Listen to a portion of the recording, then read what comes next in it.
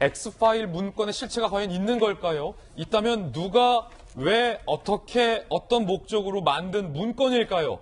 너무나 궁금해지는 대목입니다. 이 논란과 관련해서 윤석열 전 총장의 잠재적 대권 라이벌 이재명 지사가 입을 열었습니다. 들어보시죠. 저도 그 요약된 거 비슷한 걸 보긴 봤는데요. 유사한 경험을 많이 한 사람 입장에서 조언을 한번 드린다면 어떤 의구심도 어떤 의혹도 피할 수 없다는 겁니다. 정치인은 그냥 발가벗는다는 심정으로 모든 의혹이나 모든 질문에 대해서 답해야 합니다. 정면으로 그걸 돌파해야지 피한다고 외면한다고 절대 외면되지도 피해지지도 않는다는 조언하는 조언을 한번 드리고 싶습니다. 이 지사의 이 발언을 두고 정치권에서 의외의 반응이다라는 얘기도 일각에서 나오고 있는데 김용주 의원님, 네.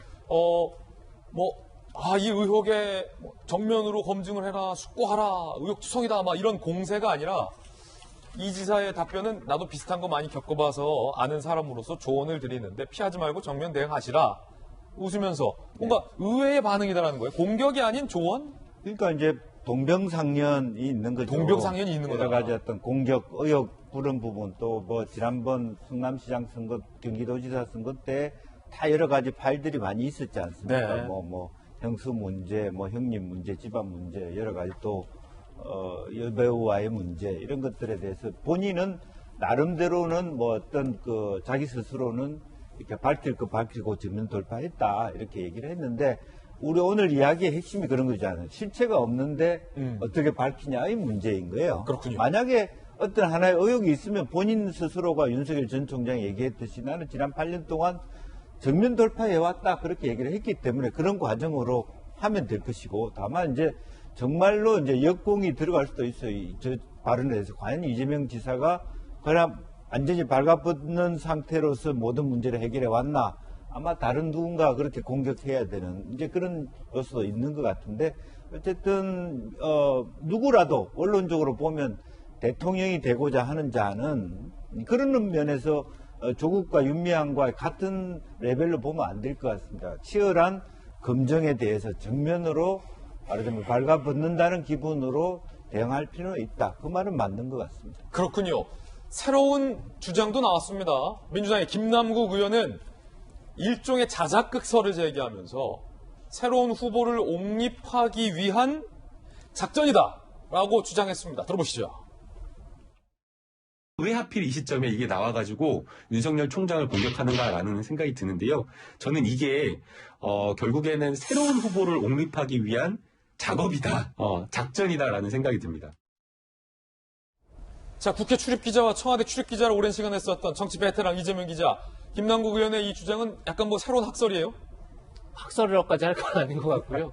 어쨌든 간에 여당 입장에서 사실 굉장히 호재인 거죠.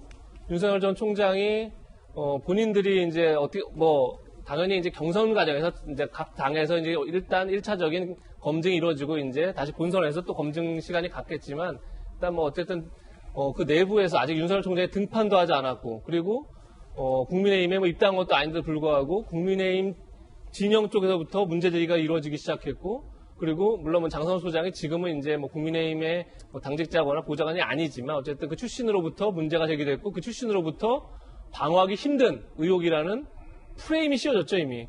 그런 점에서 윤 전 총장 입장에서는 이제 앞으로 물론 지금 이제 앞으로 어떤 의혹이 제기되냐에 따라서 어떻게 대응하냐를 봐야겠지만 사실은 어쨌든 아직 등판도 하기 전에 검증이라는 어떻게 보면 창을 맞은 게 됐는데 아까 얘기했지만 근데 그 의혹이 뭔지도 모릅니다 사실은. 그야말로 프레임만 남아있는 겁니다. 그런 점을 봤을 때 여권 입장에서는 사실은 나쁠 게 없는 그런 상황이고 그런 점을 이제 김남국 의원은 오히려 어떻게 보면 이제 야권 내부의 자중질환을 의도한 그런 발언이 아닐까 저는 개인적으로 그렇게 보고 있습니다. 예, 이재명 기자의 편에 들어봤습니다. 그런가 하면 사퇴한 이동훈 전 대변인의 자리에 부대변인을 채워넣습니다. 최지현 변호사를 부대변인으로 임명했다라고 하고요. 77년생 김현장 출신이고 특이한 점은 KBS 최송현 전 아나운서, 영화배우로 활동하고 있는 최송현 배우의 친언이다라고 합니다. 2인 공보체제 복원이 됐다라고 하고 네거티브 전단팀도 꾸릴 예정이라는데 자, 법조계에서 정익진 변호사님께서 보시기에는 이 최지연 변호사를 부대변인으로 임명했는데 어떻게 보십니까? 저는 좀 뜻밖이에요. 왜냐하면 이제 유명한 거는 최송현 아나운서도 유명하지만 사실은 그 아버지가 그 법대 교수로서 그 변호사 자격도 갖고 계시고요.